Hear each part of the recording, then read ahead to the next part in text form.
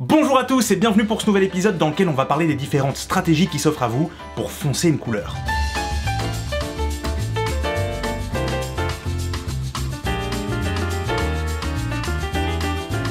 Foncer une couleur consiste à créer une nouvelle couleur plus foncée. Waouh, merci, super vidéo, vraiment, bravo.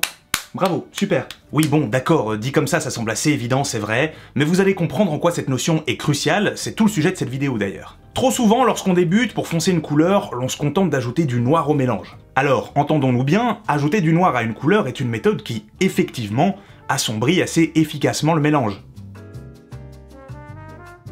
Mais le noir a également tendance à salir la couleur en question, ou en tout cas à la ternir, à lui faire perdre en saturation et donc en éclat. Cela est dû au fait qu'en ajoutant du noir à une couleur, l'on mélange des pigments noirs à des pigments colorés, ce qui fait baisser la concentration en pigments colorés de notre mélange, forcément. Et c'est précisément cela que je voulais pointer du doigt en disant que foncer une couleur revient à en créer une nouvelle. Ajouter du noir à une couleur ne va pas simplement faire baisser la valeur des pigments colorés comme on pourrait le croire. L'ajout de noir est bel et bien une addition de pigments noirs à une couleur donnée. Le résultat obtenu est donc une combinaison entre des pigments colorés et des pigments noirs. Un pigment noir étant par définition totalement désaturé, la combinaison entre pigments noirs et colorés donnera naturellement un résultat moins saturé. Et vous comprendrez bientôt comment, en utilisant d'autres stratégies, il vous sera possible de foncer une couleur sans avoir à la mélanger avec des pigments noirs. Alors attention, ne me faites pas dire ce que je n'ai pas dit, il n'est pas mal d'utiliser du noir de façon générale. Si votre but est de foncer une couleur vive en lui faisant perdre de son éclat, alors l'emploi de noir peut s'avérer judicieux. Je veux simplement vous amener à être critique vis-à-vis de la couleur que vous obtenez. Si elle ne vous convient pas, d'autres moyens que nous allons voir tout de suite représentent sans doute une meilleure alternative que le noir. Il s'agit d'observer comment chaque pigment réagit au noir.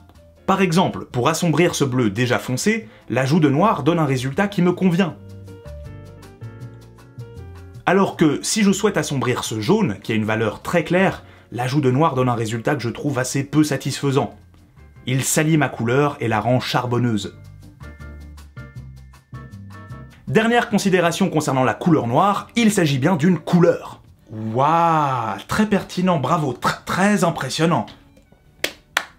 Non mais ce que je veux dire c'est que le noir n'est pas neutre en termes de teinte. Je vous montre. Le noir absolu n'existe pas. Et pour le vérifier, il suffit d'ajouter une bonne dose de blanc à ce noir d'ivoire, et vous constaterez que le résultat obtenu est assez froid, presque bleuté. Cela signifie qu'en ajoutant du noir à une couleur pour l'assombrir, l'on ajoute également une teinte particulière qui aura donc une influence sur le résultat obtenu. Voilà tout pour le noir, il n'est pas proscrit, j'en utilise moi-même assez régulièrement, le tout est d'être conscient de l'effet qu'il produit et de l'influence qu'il exerce sur vos couleurs. Voyons maintenant d'autres façons de procéder. Pour foncer une couleur, la méthode académique par excellence consiste à ajouter un peu de sa complémentaire ou d'une teinte proche de sa complémentaire au mélange. Pour rappel, deux couleurs sont complémentaires lorsqu'elles se trouvent à l'opposé sur le cercle chromatique. Le mélange des deux donne théoriquement du noir. Bien connaître ces complémentaires permet donc d'assombrir absolument n'importe quelle couleur. Je vous montre. Prenons ce bleu de Sèvres. Pour le foncer, il n'est pas nécessaire que je trouve sa complémentaire parfaite, ce qui s'avère d'ailleurs souvent impossible, mais bien une teinte qui s'en approche suffisamment. Ainsi, ce rouge Pirolo, orangé, fera très bien l'affaire. En ajoutant une petite proportion de ce rouge à mon bleu, l'on observe directement que celui-ci s'assombrit. Il vaut mieux y aller progressivement pour contrôler l'assombrissement du mélange. L'on se retrouve avec ce résultat, une couleur foncée, sans que la moindre goutte de noir n'ait été nécessaire. Comparons d'ailleurs ce résultat avec un mélange du même bleu et de noir d'ivoire. L'on voit clairement que les deux couleurs ne sont pas les mêmes. L'une est nettement plus terne que l'autre, et cela fait écho à mon explication concernant le mélange des pigments entre eux. Ici, le noir désature davantage le mélange, le ternit, alors que le mélange de rouge et de bleu donne un résultat plus intense, plus lumineux. Aussi, la complémentaire parfaite n'existant pas, libre à vous d'essayer avec différentes couleurs se trouvant à peu près de l'autre côté du cercle chromatique, les résultats en seront toujours différents. Par exemple, à l'opposé du bleu sur le cercle chromatique, on trouve d'un côté des teintes orange voire jaunâtres, et de l'autre des teintes plutôt rouges ou roses. En essayant de mélanger ces couleurs avec notre bleu, l'on voit bien que l'on obtient à chaque fois un résultat bleu de valeur plus foncée, c'est le but, mais également influencé par la teinte que l'autre couleur apporte au mélange. Par exemple, le mélange entre notre bleu de Sèvres et un rouge cadmium donne un bleu foncé qui hérite également d'un léger aspect violacé, c'est ce que le rouge apporte au bleu. Alors qu'en mélangeant le même bleu avec ce jaune de Naples, notre bleu fonce en tirant davantage sur le vert.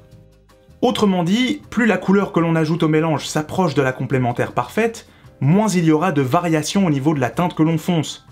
Au contraire, en ajoutant des couleurs pas exactement complémentaires mais tout de même opposées sur le cercle chromatique, l'on parvient à assombrir la couleur de base tout en modifiant plus ou moins sa teinte.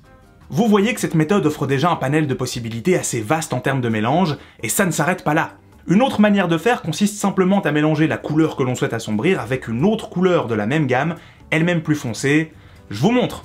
Pour l'exemple, je pars à nouveau de mon bleu de Sèvres, ce qui me permettra, à terme, de comparer les différents résultats obtenus à l'aide de méthodes multiples entre eux.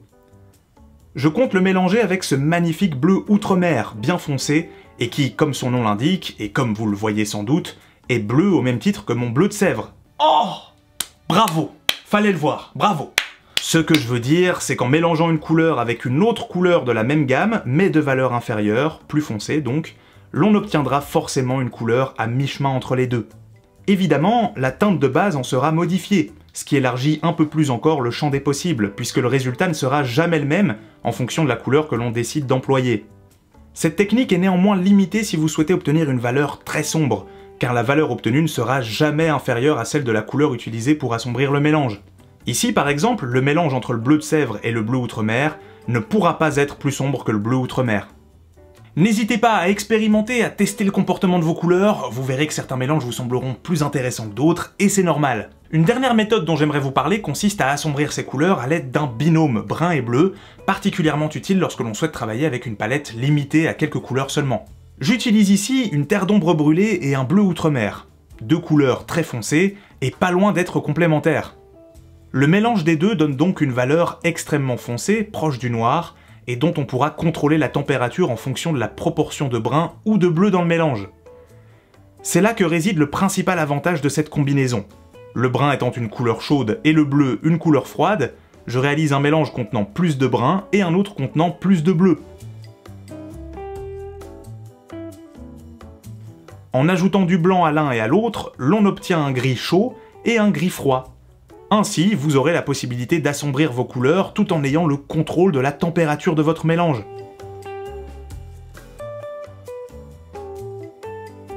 Voyons ce que cela donne avec notre bleu de Sèvres. En le mélangeant avec une proportion plus grande de terre d'ombre brûlée, le résultat est visiblement plus chaud.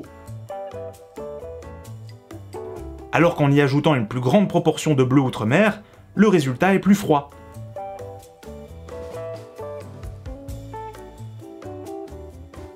De manière générale, je trouve que cette méthode possède un avantage lié à cette possibilité de contrôler la balance chaud-froid par rapport à un usage exclusif de noir d'ivoire. Cela rejoint d'ailleurs un peu la vidéo que j'avais faite sur le sujet, vous montrant différents moyens d'obtenir du noir, sans noir, le lien se trouve juste ici. Au final, il ne s'agit pas d'établir un classement entre ces différentes façons de faire. Tout l'intérêt de les connaître réside plutôt dans le fait de pouvoir passer de l'une à l'autre, de les combiner, de les comprendre et de maîtriser les effets qu'elles permettent d'obtenir. Vous verrez qu'en réfléchissant de la sorte, en étant capable d'assombrir vos mélanges autrement qu'en y ajoutant du noir, votre pratique de la couleur, et plus particulièrement le travail des ombres et des zones aux valeurs basses, gagnera en finesse, en richesse, et prendra une toute autre dimension. Expérimentez, testez, trompez-vous, éclatez-vous, dans tous les cas, vous ne risquez rien. Je pense que vous l'avez compris, mon but dans cette vidéo est vraiment de vous pousser à aller un cran plus loin, et à élargir votre propre perception de ce que représente le fait de foncer une couleur. Désormais, lorsque vous voudrez foncer une couleur, vous aurez le choix, et c'est là, je pense, que réside la maîtrise. Car dès lors, vous serez toujours libre d'ajouter du noir à une couleur pour l'assombrir, mais vous le ferez par choix, et non par manque de moyens techniques. Et ça, c'est la liberté les amis. J'espère vraiment que cette vidéo vous sera utile, c'est un sujet passionnant sur lequel je reviendrai certainement, et je prends beaucoup de plaisir à approfondir avec vous ces notions de couleur. Alors comme toujours, n'hésitez pas à me poser vos questions dans les commentaires, à me laisser un magnifique pouce en l'air. Pour le reste, j'ai déjà hâte de vous retrouver très prochainement. En attendant, je vous fais de gros bisous!